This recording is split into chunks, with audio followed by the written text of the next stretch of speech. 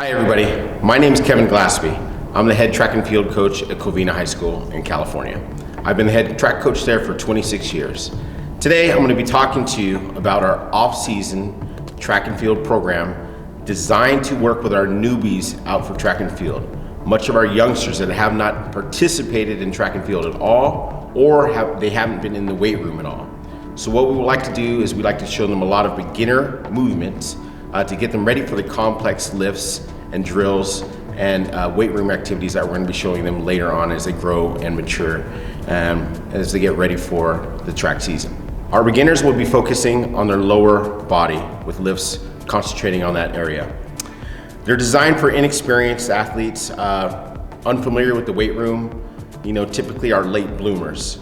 Our goals are to develop the basic movements of these complex lifts. We want to develop good habits with our athletes that they perform in the weight room, and to create the simple muscle memory that they're going to be using the rest of their life, really, to be active athletes. We're looking to use low to moderate volumes and low absolute amounts. Typically, we're working out 2 to 3 times per week during this off-season period. All right, we're going to start with our warm-up routine. Our warm-up routine is designed to take place in your own little circle, social distance if necessary. It's meant to be for large groups, and even in limited space. It's able to be done indoors, in a gym, or even in a weight room if you have that type of space. What we're gonna do is go through all the different things that we do and the time recommended for each activity, and we'll go from there. We start out by wanting to increase our heart rate. We can do that with a variety of things. In place, you can start with old school jumping jacks. If you have access to jump ropes, you can use a jump rope. Or if you don't have enough, you can always simulate jump roping. Jogging in place is also another simple way to get that heart rate going. All these are easy to do, and you can do them in a stationary spot. Knee hugs, we want to alternate legs and pull each side a total of 5 times each. Quad pull and reach, we're going to pull our quad and at the same time reach and extend our opposite arm. We also want to pull our quad up and reach at the same time and do each side 5 times. For Frankenstein kicks, we want to kick each leg up in the air 5 times each side. For our lateral lunges, we want to slowly lean, keeping our body straight and feet on the ground 5 times each side. For our hip hinges, we want to keep our feet a little bit wider than shoulder width, have a slight knee bend, stand up, and push our hips forward, hinging our hips and squeezing our buttocks at the same time. For our high knees, another way to keep our heart rate high and our body warm, we want to go at a good pace and make sure we're actually driving our knees up high. For our walking lunges, we want to take a step farther than normal, come down with our opposite leg, and then push up with the other leg. We want to alternate each side 5 times. At the same time, we want to alternate our arms with each opposite leg.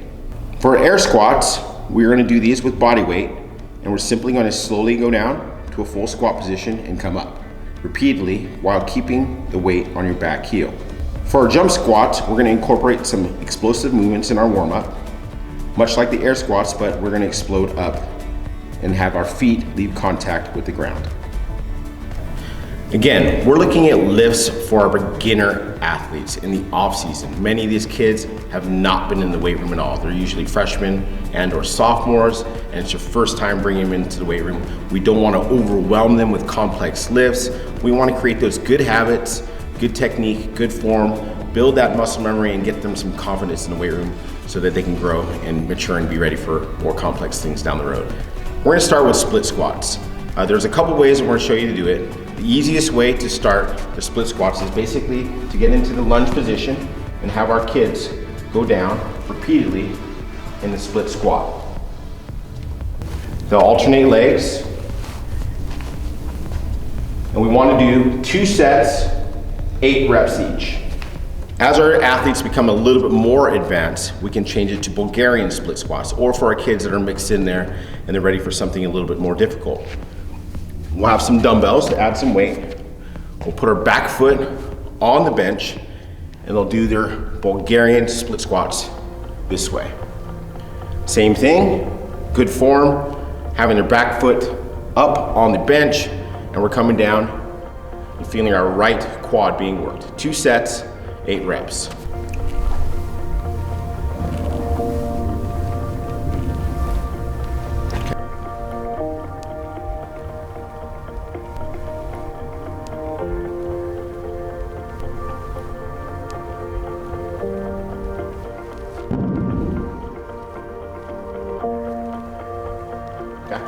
With our glute bridges, we are going to lay flat on our back with our knees bent slightly in about a 45-degree angle. We're gonna squeeze our shoulders together and have our arms wide apart, go through our sternum and our belly button and thrust our hips up, squeezing our glutes at the same time and coming back down and relax.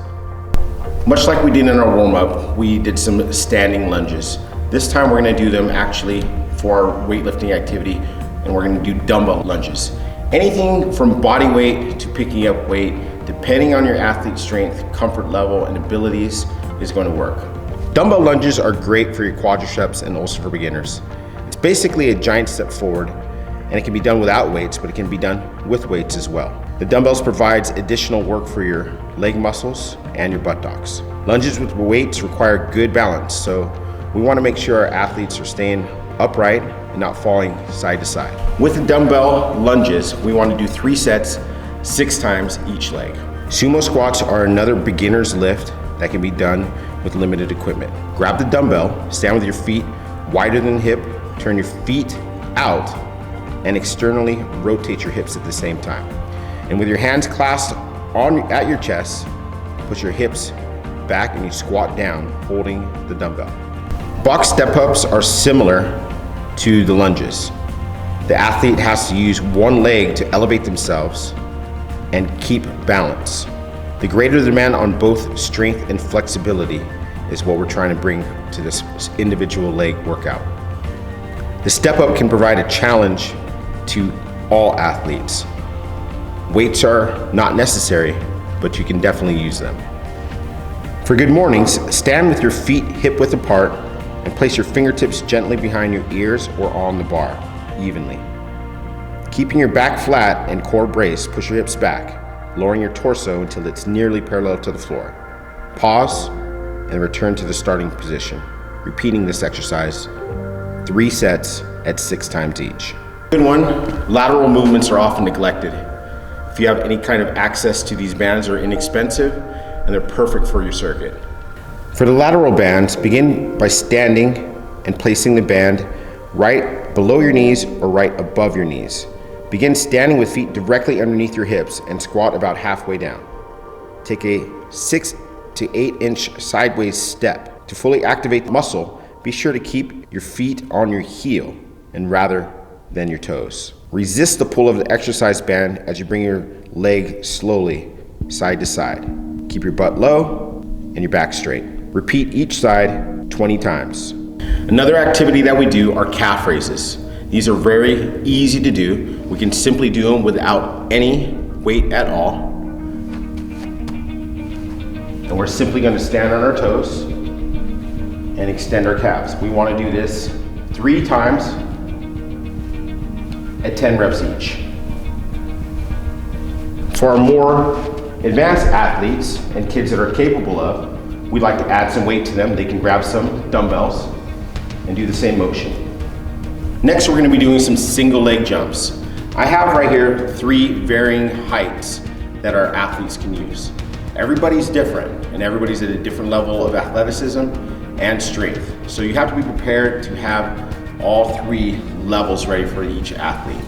Most of this is going to be really not the height that they're jumping, but just really the stabilization that they're trying to create on single leg jumps. As we jump with one leg onto the platform, we want the kids to be able to stabilize that one leg at a time. We're creating strength in that one leg versus doing them both at the same time. When we do the single leg jumps, we also want to do this 3 sets, 6 times each leg. Another plyometric drill that we also can do indoors in the weight room for our younger athletes that is simple to learn but also very effective are box jumps. We still want to have varying degrees for them to be able to jump depending on the athlete's abilities and comfort level. We want to explode with both feet off of the ground, land simultaneously with both feet onto the platform. Safely come back down and repeat. After our solid leg workout, it's important that we do a proper cool down and stretch. A lot of the movements that we did, we're gonna continue, but in a static stretching in our little socially distanced spot that we've been working on. Start simply by doing some body weight lunges with a twist. To continue with some hip hinges.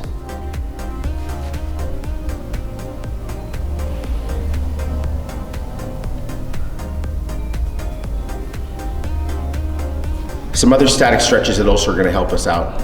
We're going to cross one leg over the other and hang over slowly. We're going to hold for about 5 to 10 seconds and repeat the other side. We'll also continue by stretching our quad muscles with a standing quad stretch. We'll hold each side again for at least 5 to 10 seconds.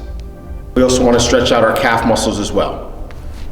We want to keep our back foot flat on the ground and slightly lean forward until you feel a slight pull in the back of your calf. Hold this also for 5 to 10 seconds on each leg.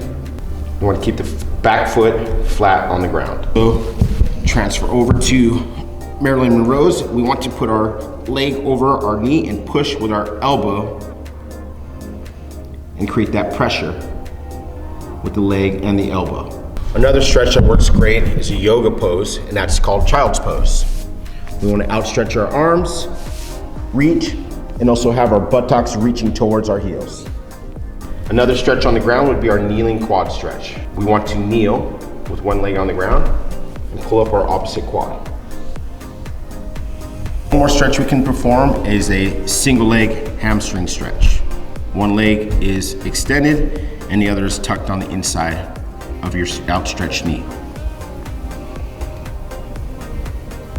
Altogether, the program is designed for track and field athletes, beginners, usually in the off-season, early off-season for a track season. Typically when school starts, if you have a preseason track and field class with new athletes, this is a great way for them to get started with some new activities and get them comfortable in the weight room and doing some basic lifts that get them ready for more complex lifts later on in the season.